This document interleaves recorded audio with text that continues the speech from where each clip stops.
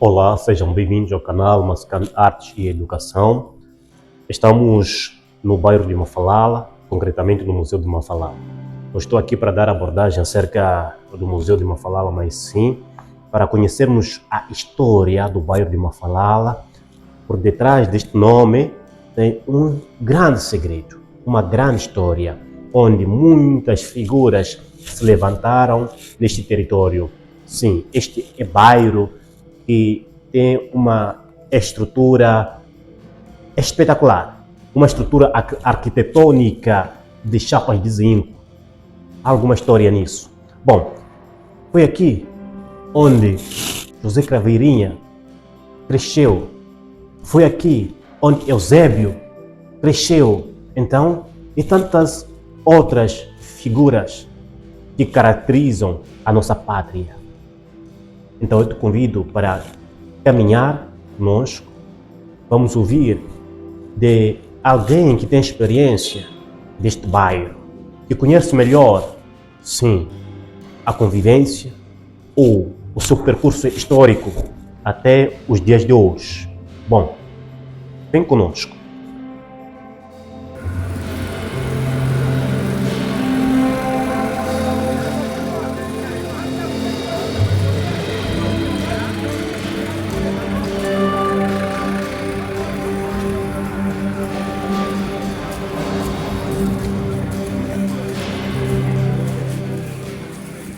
Primeiramente, sejam muito bem-vindos ao bairro da Mafalala. Como eu já disse, meu nome é Amina, sou uma das guias do Museu Mafalala. E a nossa visita, eu não falei lá para criar aquele suspense. Para onde que vamos? Começa aqui, na verdade, a visita começa aqui, que é o ponto de encontro. O ponto de encontro é aqui onde estamos, que se chama Marienguabi, que é o nome dessa avenida. No tempo colonial, essa avenida se chamava Caldas Xavier. E foi a última fronteira que restringiu o acesso do negro à cidade. Daí que vou começar com a história em si. Primeiramente, a fronteira era da 25 de setembro, que acredito eu que muitos de vós conhecem lá. Gradualmente, a fronteira foi expandindo até a 24 de julho. Da 24 de julho, a fronteira subiu para Alto Maué. Onde é que é? Quem conhece Alto Maué? Quem conhece? Alto Maé. E depois de um tempo, a fronteira subiu para aqui, que é a Marienguabi, a antiga Caldas Xavier. E a essa avenida, na verdade, não existia nenhum muro que limitasse o acesso do negro à cidade. Simplesmente era só essa avenida e alguns membros da polícia que ficavam aqui à espreita de um negro que tivesse a audácia de saltar ou atravessar essa estrada. Para um negro ter direito de ir à cidade, ele tinha que ter em sua posse um documento que era a caderneta indígena ou uma tende, tradicionalmente.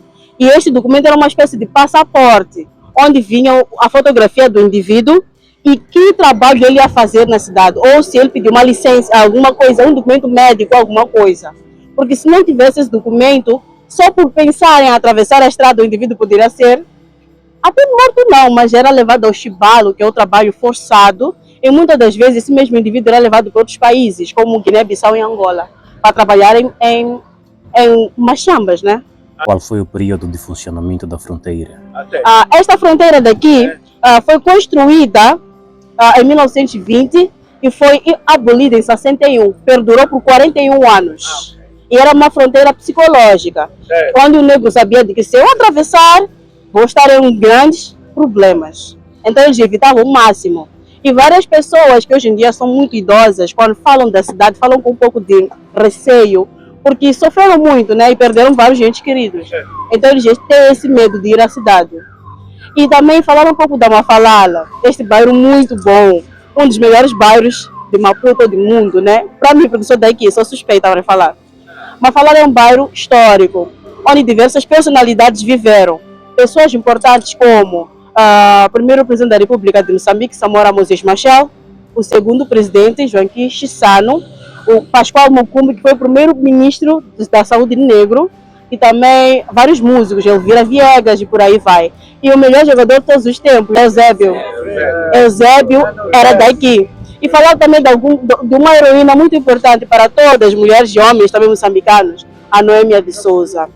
E agora convido-vos para andarem comigo ao longo da antiga linha divisória, Vamos conhecer o mercado local brevemente, depois vamos voltar para a estrada para continuarmos com o nosso walking tour. Por aqui, por favor. Brava,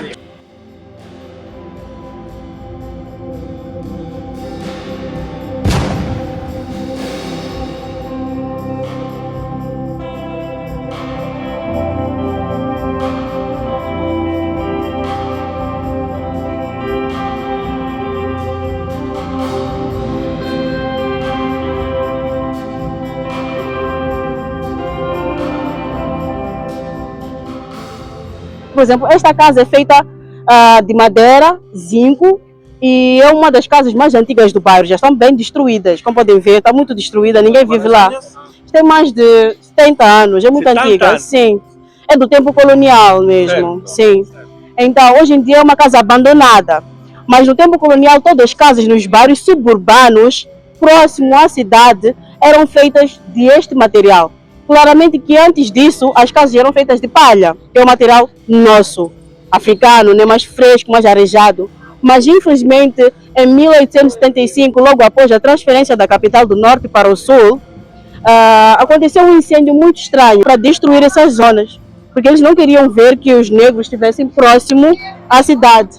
Depois que acontece? Quando aconteceu isso,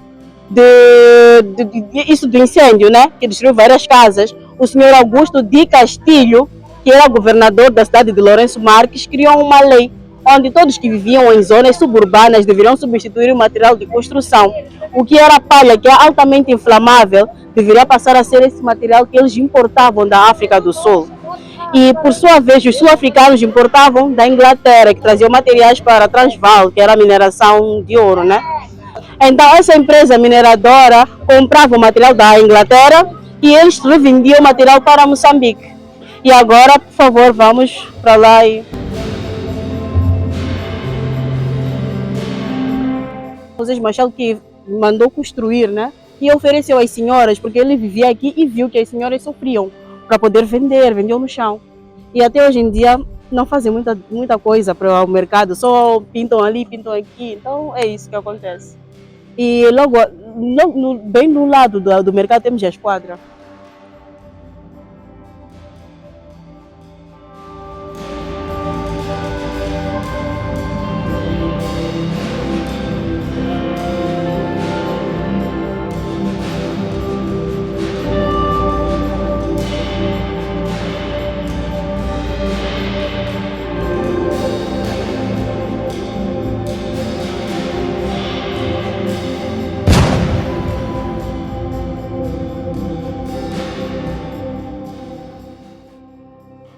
O nome desta rua é Rua da Guiné-Bissau e tem este nome porque pessoas de Guiné-Bissau, no tempo da transferência da capital, não sei se já contei que a primeira capital era no norte, na ilha de Moçambique.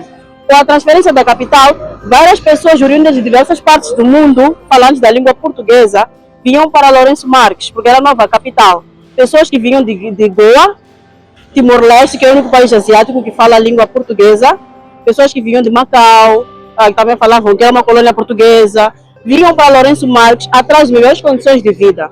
Mesmo pessoas de Angola, mas vieram em pequeno número, e pessoas de Guiné vieram em massa mesmo. E como eles não podiam viver na cidade por ter a pele negra, escolheram o bairro da Munhoana, que hoje em dia é Mafalala. E quando eles vieram para este bairro, escolheram um quarteirão só para eles, que é este quarteirão, porque é próximo de uma igreja católica, que é Santa Ana da Munhoana, onde eles iam lá fazer a missa, aos domingos. Então eles viviam entre si, não queriam pessoas de outras zonas. E por isso mesmo, esta parte tem o nome de Rua da Guiné-Bissau. E hoje em dia só temos descendentes só. Santa Maria de Santa Ana da Munhoana.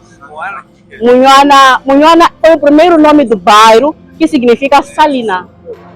Sim, porque Munho é sal e salina é Munhoana, da língua ronga e xangana, que é a língua de Maputo e Gaza. Ronga é de Maputo, Gaza de Xangana é de Gaza. Tiver a chorar, hein? Tá bom?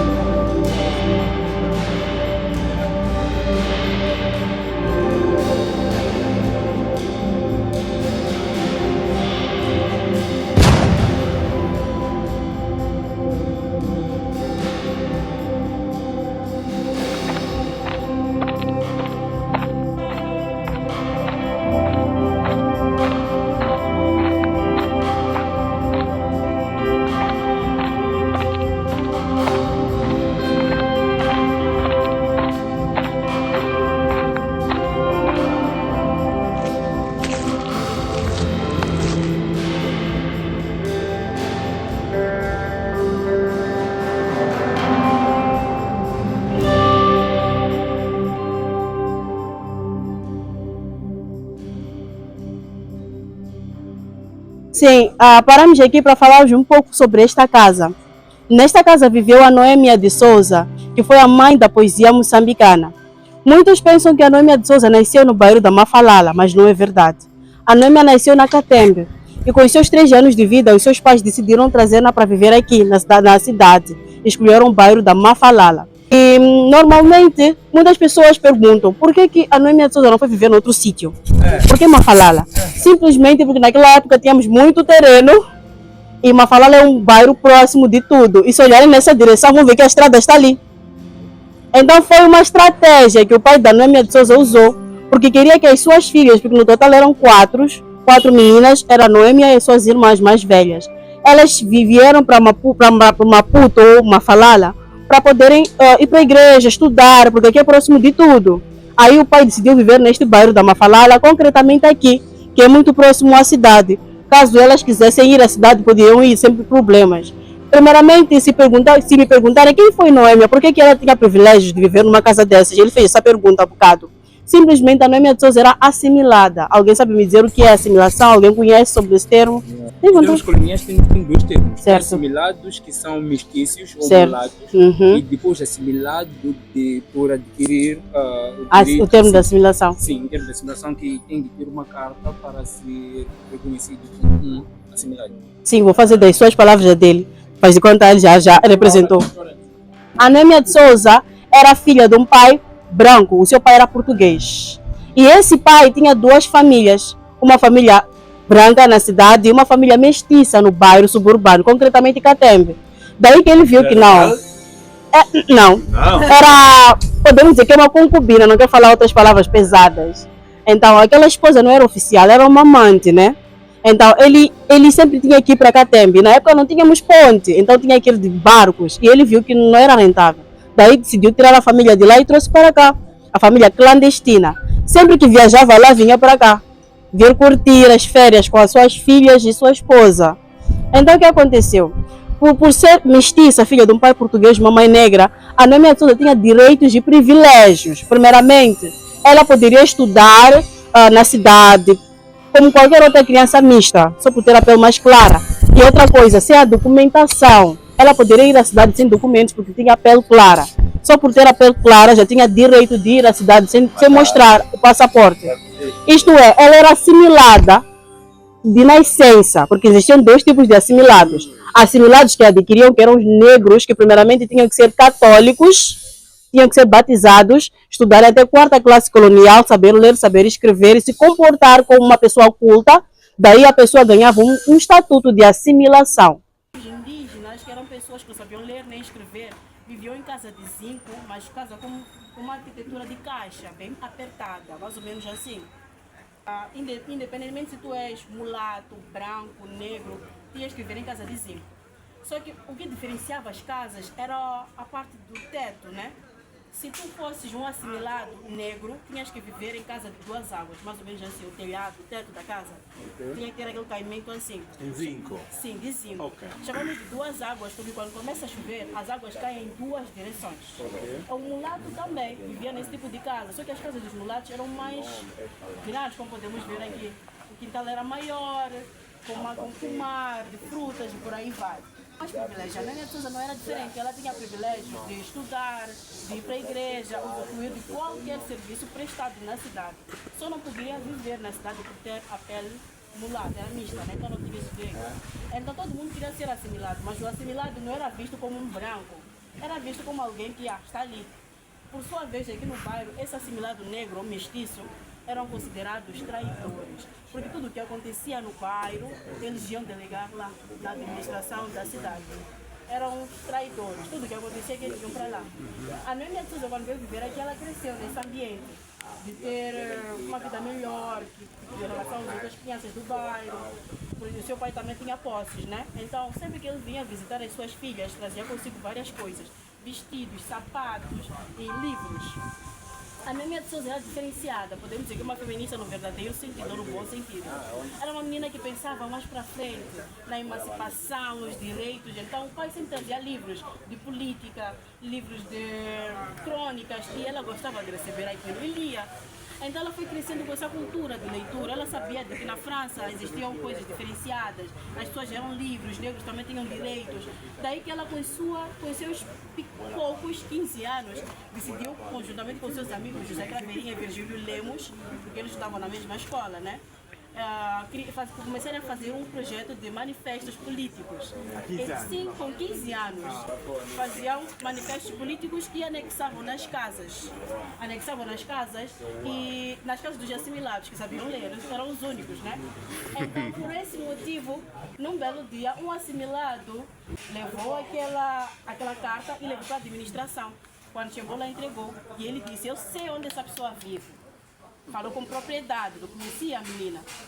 A polícia viu, que era PID na época, a polícia portuguesa. Chegaram aqui, como a Noêmia de Souza era frágil, a menina, diziam que meninas não são frágeis, mas não é verdade.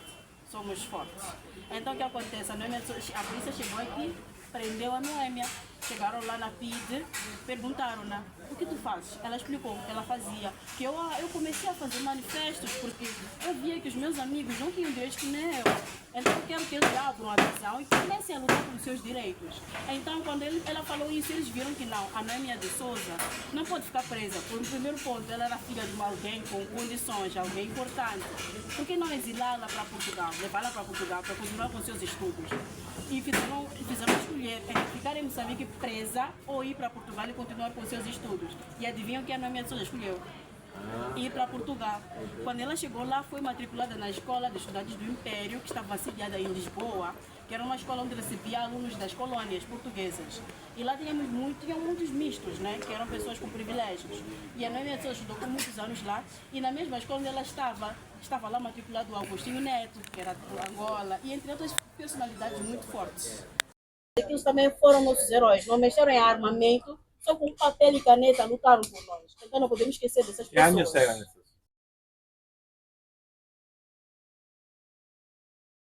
Podemos ver que esta casa, o material já está muito velha, não é isso? Esta casa foi construída há mais de 80 anos atrás. Na verdade, esta casa de cimento era a única infraestrutura feita daquele material aqui no bairro da Mafalala. Era a única arquitetura feita daquele material, porque todas as casas, como eu já disse, eram feitas de zinco. Então a única casa que era feita daquele material de cimento, nesse caso, era aquela lá. Então, que aqui pertence? Sim, aquela casa na verdade pertencia aos caminhos de ferro. CFM. Sim, e na verdade era uma espécie de cantina ou supermercado. E existia em todos os bairros suburbanos da cidade de Maputo. Em todos os bairros tinham esse tipo de cantina, que era onde a pessoa comprava roupas, bebida, tudo que vocês possam imaginar, uma espécie de Shoprite. Durante o dia era uma cantina, um supermercado, mas durante a noite tudo se transformava, passava a ser uma espécie de cabaré, discoteca, tudo que vocês podem Bares e cabarés. Sim. Durante o dia era um restaurante familiar, mas durante a noite todo gato vira parto, não é isso? Tudo mudava, tornava-se um sítio muito badalado. E é um sítio onde começou uma dança que vocês conhecem, que é muito boa, que todo mundo dança. Marabenta. Marabenta podemos dizer que começou nesse tipo de sítio, que são as cantinas, porque durante o dia era um sítio normal, pacato, durante a noite era um sítio badalado onde tocava marabenta. E então o que acontece? Essas pessoas vinham curtir aqui a Marabenta. E a coisa mais engraçada é que as pessoas que durante o dia falavam mal da Marabenta, que eram pessoas da cidade, durante a noite vinham curtir aqui também. Divertir-se, Sim. Então, por esse motivo, várias meninas usaram o útil ao agradável. Então elas vinham para aqui para curtir e também fazer um dinheirinho. Começaram a se prostituir. Começaram a se envolver com aqueles homens brancos, né? E por consequência disso acabaram tendo vários filhos mestiços, que são os mulatos, né? E esses filhos mulatos, quando já foram nascidos, pessoas chamavam-os de mulatos da Mafalala, que significa o filho da puta. Porque as mulheres eram prostitutas, não é isso? E elas acabavam tendo filhos. E essa mulher sacrificava tanto porque ela deixava de ter contato com seus familiares, porque eram mal vistas com a família e pela sociedade no geral. Mas elas queriam melhorar de vida, então era uma espécie de triunfo. Era mulher, tinha o bebê, tinha direito de ter uma casa, ter um valor mensal para poder cuidar do bebê. Era o primeiro estatuto. A mulher tinha outras regalias só por ter um filho misto. Então as mulheres lutavam para terem filhos mulatos. Sim. Elas faziam de tudo para terem filhos mulatos, porque o pai da criança, o suposto pai, poderia assumir e dar uma vida melhor a ela e à criança. Então, e para além disso, o homem que trabalhava na cantina era um assimilado, que eu já falei dele, né, que tinha que saber ler e escrever. Esse assimilado também trabalhava pela sociedade daqui do bairro. Como assim? As pessoas que não sabiam ler nem escrever, quando recebiam uma correspondência dos seus entes queridos que estão em outras províncias, as pessoas levavam um valor e iam para ali, para o Gato Preto, entregavam a pessoa lia aquela carta, o conteúdo da carta, e transmitia a pessoa e voltava a escrever outra carta, uma correspondência, né, para voltar a enviar. E comprava o selo ali, era uma espécie de tudo ali. Tinhas que comprar selo, bebida alcoólica, tudo. Até coisas da igreja podias comprar ali. Então era 5 em 1. Sim, era um sítio. É um sítio multiuso. Sim, multiuso. Hoje em dia, infelizmente, o Gato Preto já está abandonado. E não era só aqui só. Isso continuava até, toda essa parte era pertencia ao Gato Preto. Tinham apartamentos, casinhas, né, condomínios, que era o sítio onde viviam os homens que vinham do norte para poderem trabalhar nas ferrovias nos portos. Esses homens, como naquela época não tinham aquela cultura de arrendar uma casa nas pessoas, né? Não tinham essa vontade de fazer esse tipo de negócio, não conheciam muito bem. Esses homens tinham que alugar quartos e viverem. Trabalhavam nas ferrovias. Acontecia o seguinte, trabalhavam nas ferrovias e viviam nas casas que pertenciam aos caminhos de ferro. Recebiam salário, tinham que pagar a alimentação, a pagar a estadia. Era um ciclo vicioso, recebiam, gastavam para a mesma empresa. Era sempre assim. Depois de alguns anos, as pessoas abriram a visão e começaram a arrendar as casas para essas pessoas. Daí o Caminho de Ferro perdeu as forças, mas no princípio era assim. Era um ciclo vicioso, receber, gastar, pagando as mesmas coisas, pagando pela mesma empresa. Trabalhando. O Saco Negro foi atribuído àquela cantina. Quem deu foi a Noêmia de Souza. Depois de ter lido uma revista onde vinha que na França tinha um cabaré que se chamava Le Chat Noir, que significa gato preto, Black Cat. Daí que ela disse, por que não dar um nome a este sítio onde nós convivemos, né? Aí ela levou esse nome e deu. A princípio o nome era para ser Chipiche Chat Noir, que significa o quê? Gato do mato. Gato do mato, ou podemos dizer gato preto, né? Boia, uma coisa assim. Então, depois viram que é pesado demais, deixaram gato preto. Agora podemos ir para a escola primária, contemplar a escola e conhecer um bocadinho. Agora estamos na nossa escola primária, unidade 23. E se for me perguntar por que tem esse nome, é o seguinte: no tempo colonial, isto é, em 1961, os portugueses decidiram criar várias escolas nos subúrbios, simplesmente porque era uma época de nacionalização de outros países africanos. Os portugueses sentiram a necessidade de criar várias escolas, porque eles queriam transparecer que estão aqui para educar, civilizar as pessoas, não maltratar. Daí que eles fizeram várias escolas em simultâneo. Como não tinham tempo de darem nomes às escolas, começaram a dar números. Aqui na Mafalala temos 2 unidades, 23 e 21. Antes de ser uma escola, era uma esquadra.